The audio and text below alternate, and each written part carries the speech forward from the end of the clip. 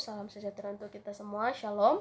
Puji dan syukur kita panjatkan kehadirat Tuhan Yang Maha Esa, karena atas rahmat dan karunia-Nya pada kesempatan ini kami bisa melakukan presentasi proyek kelompok kami. Perkenalkan, nama saya Olivia Raku sebagai moderator, selaku moderator yang akan memandu jalannya presentasi kelompok pada kesempatan kali ini.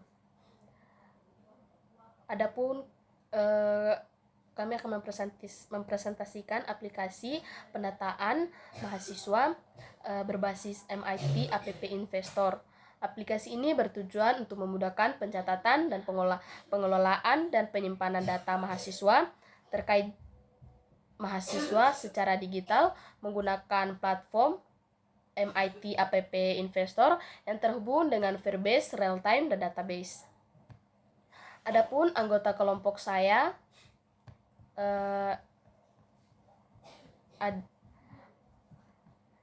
Elizabeth J. Marino dengan NIM 2023 65029, Rambuaya dengan NIM 2023 65030, kemudian Agnes Nia Viane 2023 65039, kemudian saya sendiri sebagai moderator Olivia Raku dengan NIM 2023 65054.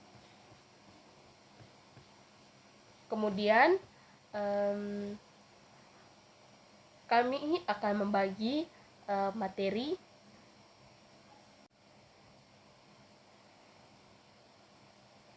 dalam presentasi kelompok ini akan menyampaikan beberapa bagian dan akan kami bagi secara menyeluruh.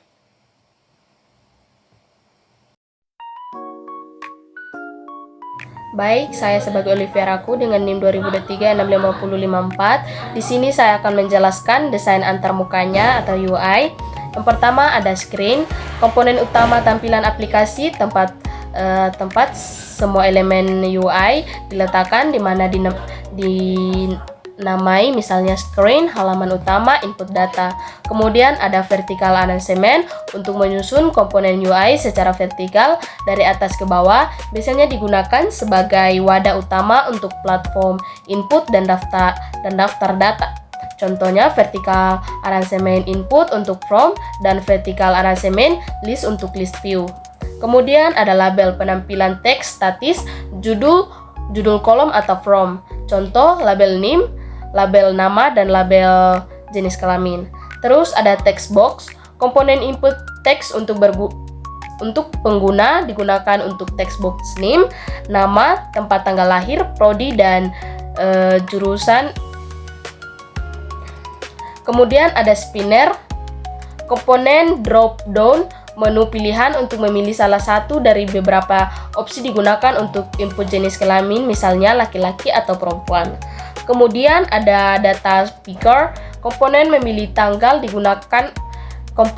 pemilihan tanggal digunakan untuk mengisi tanggal lahir. Terus ada horizontal arrangement, menyusun komponen secara horizontal atau sejajar ke samping, biasanya digunakan untuk meletakkan tombol-tombol aksi dari satu baris. Button create, button update, button delete, dan button back. Kemudian ada button, komponen aksi yang ditekan oleh pengguna. Fungsinya create untuk menyimpan data Firebase, kemudian update untuk memperbaharui data yang dipilih, kemudian ada delete untuk menghapus data setelah konfirmasi, kemudian back kembali ke menu utama untuk kosongkan input. Kemudian ada list view, menampilkan daftar data yang sudah tersimpan di Firebase. Saat item dipilih, data diambil dan disimpan di from input untuk diedit atau dihapus. Kemudian ada Firebase database, komponen untuk menyimpan data dan mengambil data dari Firebase Realtime Database, digunakan untuk proses create, read, update, dan delete data mahasiswa. Kemudian yang terakhir ada notifier untuk menampilkan pop-up, dialog atau pesan. Digunakan untuk konfirmasi saat menghapus data, menampilkan pesan sukses atau gagal, kemudian validasi input yang kosong. Kemudian kita masuk ke kode blok, di mana di student list kode tersebut menganalisis variabel global bernama student list sebagai daftar kosong. Ini menyiapkan wadah untuk menyimpan data mahasiswa dalam program. Kemudian yang kedua, B, Verbase. Kode tersebut mengambil daftar tag atau tag list dari Verbase DBI. Kemudian untuk setiap tag dalam daftar, ia mengambil nilai terkait dari database Verbase yang sama. Menggunakan get value jika tidak ditemukan value, if tag not there digunakan sebagai nilai default. Kemudian screen 1, kode ini dijalankan saat aplikasi dimulai. Ia mengambil daftar tag dari Verbase DBI dan membersihkan sesuatu, lalu menetapkan variabel global student list di daftar yang berisi laki-laki dan perempuan. Terakhir, ia mengatur elemen dan pemilihan awal spinner 1 komponen UI berdasarkan student list. Baik, selanjutnya masuk pada bagian D, yaitu clear. Blok prosedur clear ini digunakan untuk yang pertama itu mengosongkan seluruh input dari pengguna seperti NIM, nama, tempat lahir, prodi, dan judul TA. Yang kedua, memfokuskan kembali kursor dalam kolom teks NIM agar pengguna bisa langsung mengetik. Yang ketiga, yaitu untuk mengaktifkan tombol-tombol btn create, btn update, btn delete, dan btn back, atau dengan menyetel enable ke true sehingga pengguna bisa kembali melakukan akses setelah input dibersihkan. Lanjut pada bagian E, list view after packing. Blok ini akan dijalankan saat pengguna memilih satu item list view. Saat item dipilih, maka prosedur bernama tampil to from akan dijalankan. Biasanya prosedur ini digunakan untuk menampilkan data dari item yang dipilih ke dalam input file seperti txt NIM, txt nama, dan lain-lainnya.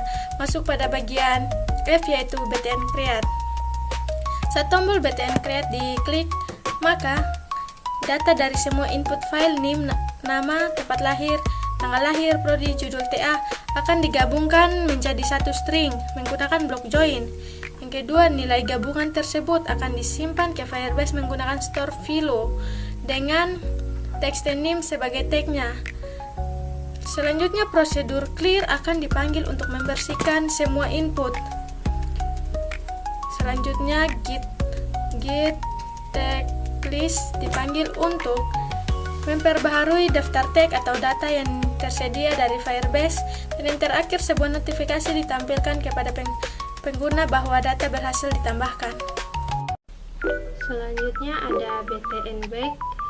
Blok ini digunakan untuk menangani tombol back pada from data mahasiswa. Ketika pengguna menekan tombol back, maka fungsi clear akan dijalankan. Fungsi clear ini bertugas untuk menghapus isi semua inputan dari from seperti NIM, nama, jenis kelamin, tanggal lahir, program studi, dan juga judul TA. Selanjutnya ada tampil to from. Kode ini menjalankan prosedur tampil to from, meminta fokus ke teks NIM, mengaktifkan beberapa tombol, lalu mengambil item yang dipilih dari list view 1. Kemudian ia memisahkan item tersebut menjadi beberapa bagian, yaitu NIM, nama, jenis kelamin, tempat lahir, prodi, dan judul TA, dan menetapkan masing-masing bagian ke kotak teks yang sesuai. Selanjutnya ada btn delete. Ketika tombol btn delete diklik, maka kode akan menghapus tag yang sesuai dengan txt NIM dari Firebase DB1. Jika penghapusan berhasil, maka ada notifikasi data berhasil dihapus akan ditampilkan. Jika tidak ada lagi, maka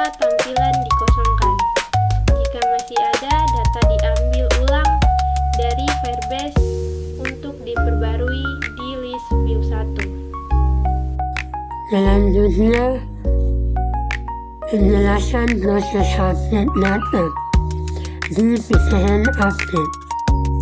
Ketika tombol pecahan update diklik, aplikasi akan memperbarui data mahasiswa di file base DP1 dengan cara mengambil nilai-nilai yang diinput pada kotak teks seperti NIM, nama, tempat lahir, prodi, titel TA, data dari seminar dan register.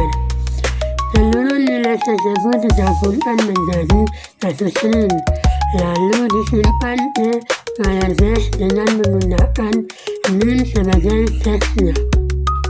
Setelah data berhasil diperbarui, aplikasi akan membersihkan tampilan input, mengambil kembali dasar teks yang sudah diperbarui dari file base, dan menampilkan notifikasi data sudah diupdate kepada pengguna. Selanjutnya, penjelasan proses pengambilan dan penampilan data di getValue. Pada kode bagian getValue akan dijalankan ketika aplikasi menerima data dari file base DP1. Data yang diterima akan diproses dengan cara memisahkan nilai-nilai yang sudah digabungkan sebelumnya, lalu memperbarui variabel global student list. Setelah itu, aplikasi akan mengatur elemen list view1 agar menampilkan daftar mahasiswa yang sudah diperbarui. Jika teks yang sama, maka item lama pada daftar akan dihapus dan diganti dengan data terbaru. Selanjutnya, pada bagian hasil. Pada bagian hasil ini dapat kita lihat bahwa data yang telah kita input melalui aplikasi berhasil tersimpan di Firebase Real-Time Database pada node tugas hasil. Data tersebut tersimpan dalam format string yang berisi informasi lengkap seperti NIM, nama, jenis kelamin, tempat lahir, program studi, dan titel tugas hasil. Hal ini menunjukkan bahwa proses penyimpanan data pada sistem terus pendataan titel tugas hasil berjalan dengan baik, dan data dapat diakses secara real-time melalui Firebase. Namun pada tampilan juga muncul peringatan bahwa aturan keamanan database masih bersifat publik, sehingga siapa saja dapat mengakses, mengubah, dan menghapus data. Oleh karena itu, perlu dilakukan pengaturan ulang pada security Firebase agar data lebih aman.